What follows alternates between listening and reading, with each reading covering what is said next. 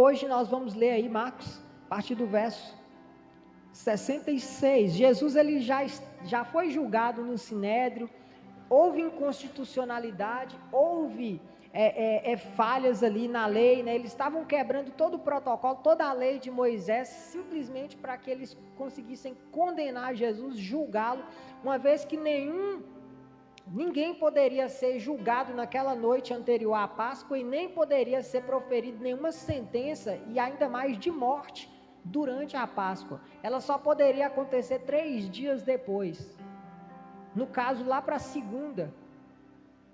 Mas eles queriam que aquilo acontecesse, mas sem perceber eles estão cumprindo aquilo que a Bíblia fala a respeito de Jesus. O Cordeiro de Deus que tira o pecado do mundo seria sacrificado durante a Páscoa.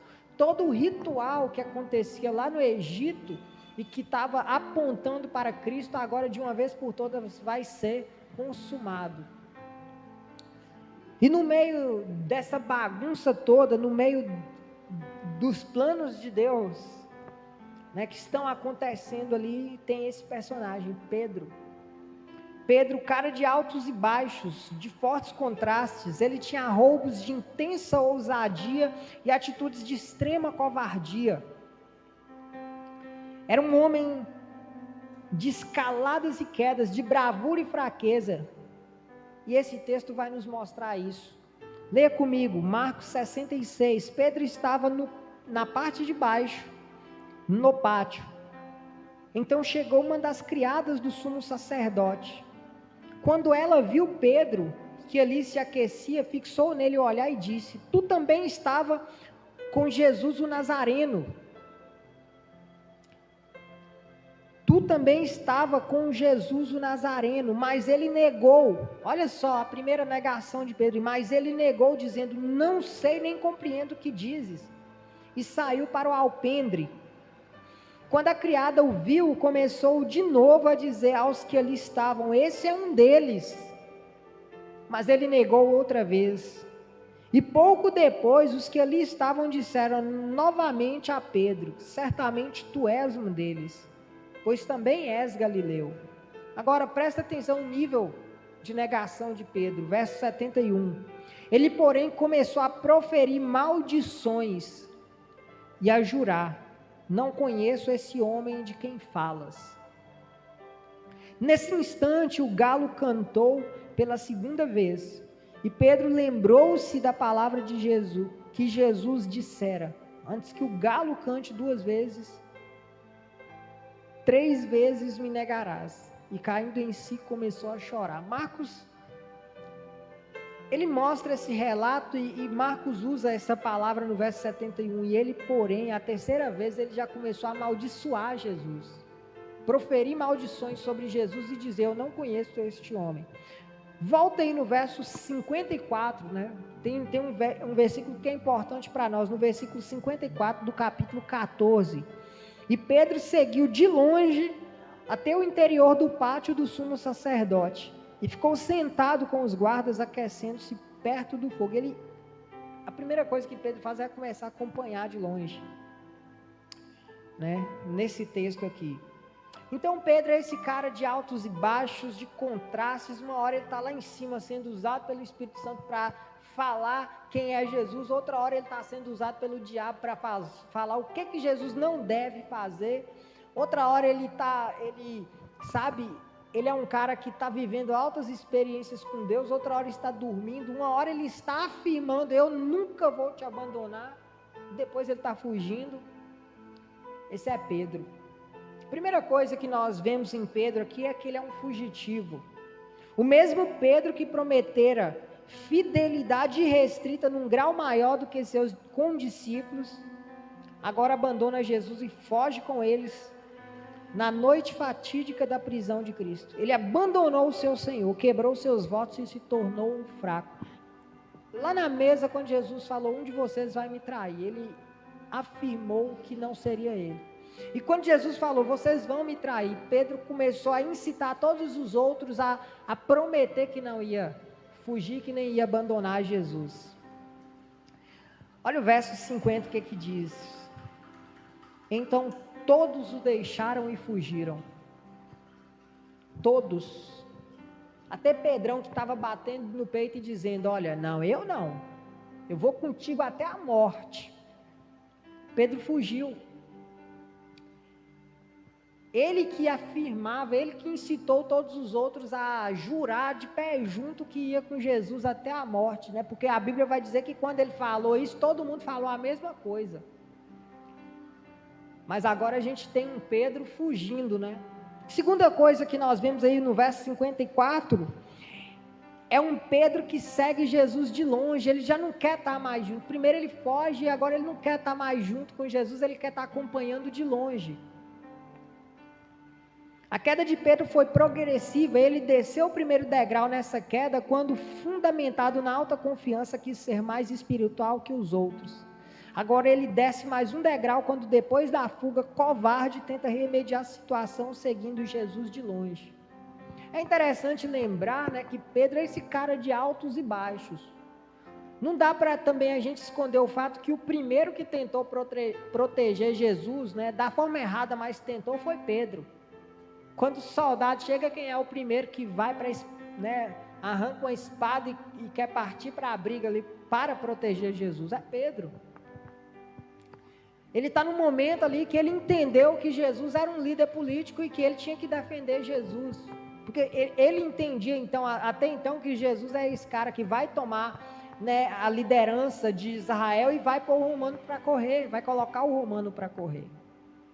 E Jesus censura Pedro e fala, não, Pedro, não é assim que é feita as coisas.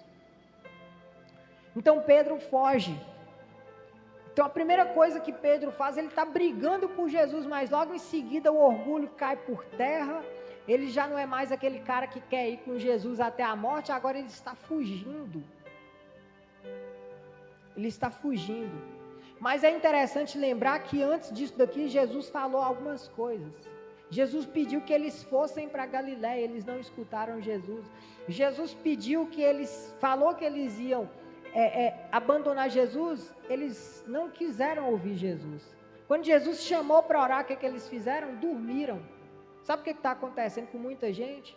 Quando Jesus fala, quando a palavra de Deus fala, as pessoas duvidam e discordam e acham que está errado. Quando alguém está pregando, a gente quer discordar e achar que aquela pessoa está falando demais, que ela não sabe o que está falando. Quando a gente precisa orar por uma situação, nós não oramos, a gente dorme no ponto. Mas quando o bicho pega, a gente faz o que? A gente se torna um negacionista da fé, um negacionista da palavra, um negacionista da vida cristã. E aí a gente está vendo Pedro começar essa queda, porque primeiro ele foge, agora ele já está acompanhando de longe. A terceira coisa que nós percebemos aqui é que Pedro ele começa a se assentar na roda dos escarnecedores, porque todo o grupo que estava ali naquele local estava ali para julgar e criticar Jesus. Pedro vai até o sinédrio, senta com as pessoas que estão ali e essas pessoas começam, né, já estão naquela posição de criticar Jesus e de criminalizá-lo.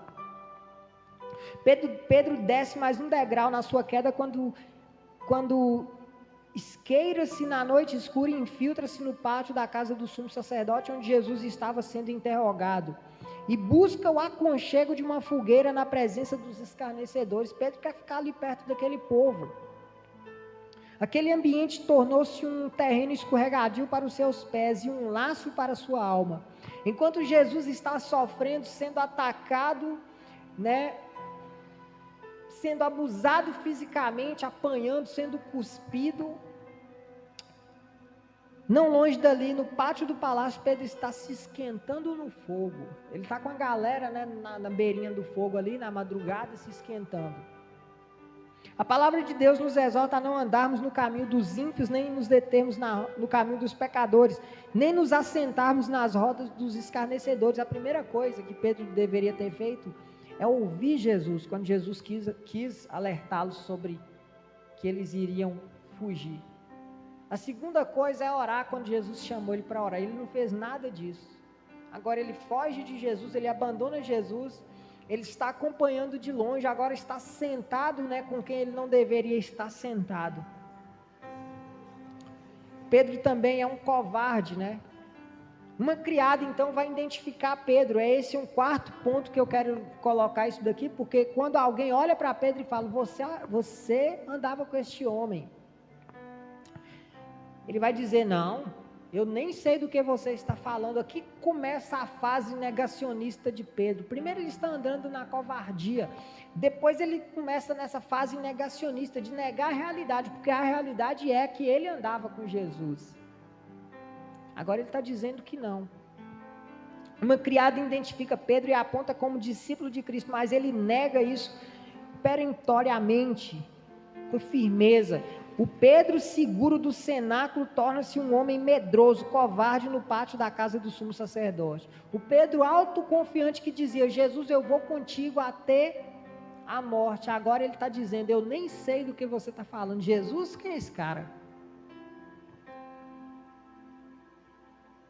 Pedro perjúrio também. Uma quinta colocação que eu quero fazer a respeito de Pedro é aquele cara que ele está amaldiçoando. Já não basta negar, ele nega e agora ele amaldiçoa. Olha o verso 69, o que é que diz aí? Verso 69. Quando a criada o viu, começou de novo a dizer aos que ali estavam, esse é um deles, mas ele negou outra vez. E pouco depois os que ali estavam disseram novamente a Pedro, certamente tu és um deles, pois também é galileu. Ele, porém, começou a proferir maldições. Pedro não apenas nega que é discípulo de Cristo, mas faz isso com juramento, ele jura que não é. Ele está no nível de negacionista do mais alto nível, né? De negação, ele está no mais alto nível de negacionismo, de amizade com Cristo, de negacionismo da fé em Cristo. Ele está jurando. Primeiro ele diz, eu não sei do que vocês estão falando. Depois ele jura que não sabe. Depois agora ele está amaldiçoando. Que a gente viu aí no verso 71. Ele é um praguejador também. E é engraçado que essa palavra, né, que ele está falando aí, juramento, ele está empenhando, a intenção do grego é que ele está empenhando até com a sua honra, de que ele não é. Ele está jurando por sua honra, por quem ele é, de fato, que ele não conhece a Jesus. E aí eu lembro que Jesus disse em Lucas, pois quem quiser ganhar a sua vida, perdê-la-á. E quem perder a sua vida por amor de mim, achá-la-á. Sabe, Pedro aqui, ele está querendo garantir que ele não vai ser preso, ele está querendo guardar, né, zelar por sua vida em detrimento da de Jesus. Então Pedro, ele está numa regressão progressiva de tudo que ele construiu até agora. Primeiro ele foge, depois ele só acompanha de longe, em terceiro lugar ele começa a se assentar com o pessoal ali só para observar e ficar ali ouvindo o que as pessoas estão dizendo. Depois ele é um covarde, porque quando alguém identifica ele não tem nem a hombridade de dizer, eu pelo menos conheci. Ele está dizendo, eu nem sei do que você está falando. Depois ele perjura, ele está fazendo juramento por sua própria honra de que ele não conhece Jesus. E por último ele está espraguejando. Ele está jogando pragas. No verso 71, ele, porém, começou a proferir maldições. Ele começou a amaldiçoar Jesus. Nessa mesma noite, mais cedo, lá no cenáculo, na última ceia, Pedro estava dizendo para Jesus e levando todo mundo a falar a mesma coisa. Eu vou contigo até a morte. Na mesma noite, sexta de noite, ele está dizendo, olha, eu vou contigo até a morte, Jesus. Eu não vou te abandonar por motivo algum. Mais tarde, já na mais alta madrugada, ele está dizendo, eu não sei quem é, não sei do que você está falando, nunca andei com esse cara, eu amaldiçoo esse Jesus. Mas a gente tem também que falar algo. Em sétimo lugar, um Pedro arrependido, negacionista sim, mas arrependido também. O texto termina dizendo o seguinte, nesse instante o galo cantou pela segunda vez, e Pedro lembrou-se da palavra que Jesus dissera, antes que o galo cante 2 vezes, 3 vezes me negarás. E caindo em si começou a chorar. Quando você lê os outros evangelhos, né, há quem diga, quando você compara os 3 evangelhos, no momento em que Pedro ele nega Jesus pela 3ª vez, Jesus está saindo, sendo levado, né, para a casa do outro sumo sacerdote. Então Pedro depara, quando ele nega e ele olha assim, ele está encontrando-se com Jesus, e então ele cai em si do que Jesus disse. E a ideia aqui é que Pedro, né, ao se deparar com o olhar de Jesus, né, é como se Jesus tivesse fragado Pedro, o negando. É como se Jesus tivesse visto Pedro, ouvido Pedro falar, eu não conheço, e ouvido Pedro proferir essas maldições. Quando você lê os 3 evangelhos, Mateus, Marcos e Lucas, e você percebe que há esse encontro entre Pedro e Jesus ali, e é por isso que Pedro vai chorar amargamente pelo que ele fez. Ele vai se arrepender. Esse é o Pedro arrependido, mesmo não tendo falado contra Jesus, né? E na verdade, não falado no sentido no momento com o próprio Jesus lá e tal, mas nesse momento aqui, no fogo, talvez lutando ali para não ser pego, né, como um agente 007 ali que está infiltrado na casa do inimigo para não ser preso junto com Jesus, ele está até amaldiçoando Jesus. Pedro chegou a negar Jesus só nesse momento 3 vezes de formas diferentes, pleiteando ignorância, negando fazer parte da comunidade dos discípulos e negando qualquer relação com Jesus. Diferente de Judas, Pedro e os outros discípulos não tentam destruir Jesus para se salvar. Eles não estão contra Jesus, eles falham em ser por ele. O problema de Pedro aqui é que ele falha em ser alguém que vai defender Jesus. Ele falha porque primeiro ele subiu, né, no altar da autoconfiança. Pedro falha porque no momento em que Jesus quer adverti-lo e ensiná-lo, ele está autoconfiante. Ele subiu no altar da autoconfiança. E quem está no altar da autoconfiança não quer ouvir a voz de Deus. Em segunda análise é que quando Jesus o chama para orar, ele dorme. Não há necessidade de orar, e quem está no altar da autoconfiança não quer ouvir a voz de Deus e nem quer orar. E é isso que acontece com Pedro, e então a gente começa a cair no negacionismo. Por que tem gente que nega a fé quando vai para a faculdade? Por que tem gente que nega a fé quando as coisas apertam ou quando estão bem demais na vida? Começam a negar. E você sabe, e na maioria das vezes o negacionista da fé, ele não faz pensando, ele simplesmente, na realidade, no dia a dia, as atitudes dele estão demonstrando uma negação da fé, daquilo que ele é. Ele dá um mau testemunho, isso é negar quem você é em Cristo. Ele não assume os compromissos que fez com Deus e com a sua igreja. E aí ele está negando a fé. Ele não participa das coisas que Deus quer que ele participe. Ele não lê a Bíblia, e quando você não lê a Bíblia, você não conhece a Cristo. Então você está negando a fé, porque não existe cristão que tenha fé em Deus que não leia a Bíblia. Todo aquele que professa que tem fé em Cristo precisa ler a palavra de Deus, ou seja, fazer aquilo que Pedro não fez, ouvir a palavra de Deus. Quando você não ora, você está negando a fé. E o que sobra depois disso? O processo é a queda, é a negação de tudo aquilo que você é em Cristo. Pedro está no momento da vida dele, do baixo, né? Pedro tem aqueles surtos de altos e baixos, ele tem essa característica de, em alguns momentos, ele está até sendo usado pelo Espírito Santo para falar algo, ele está com autoconfiança, mas aqui ele no final das contas, Pedro se encontra intimamente entristecido pelo que ele fez com Jesus. Você, em relação a Jesus, você tem sido fiel a tudo aquilo que você propôs a ser pelo reino?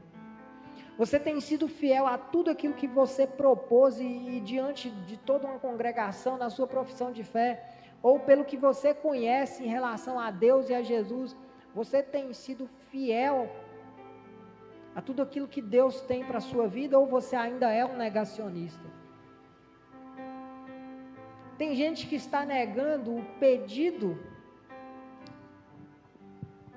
de Cristo, porque o próprio Cristo convida a humanidade à reconciliação, e tem pessoas que estão negando isso, fingindo que não estão ouvindo. Tem cristãos que estão negando a fé porque não querem ter vida com Deus, não querem ouvir Jesus, não querem orar com Jesus. Que eu e você não sejamos como Pedro, que precisa passar por um momento de queda terrível e ser flagrado por Jesus negando a fé. Quando vem o namoro, né, para quem é solteiro, quando vem o namoro, aí você corre o risco de negar a fé, negar os princípios. Quando você entra para uma faculdade que todos os seus amigos não são cristãos, você corre o risco de negar a fé. Quando você está bem demais, talvez você está confiando em tudo aquilo que você tem, construiu, e corre o risco de ser um negacionista da fé, negar a fé e deixar de orar. Talvez você está confiando em você mesmo e não buscando de Deus aquilo que você deveria buscar e todos os direcionamentos de Deus, e isso é negar a fé.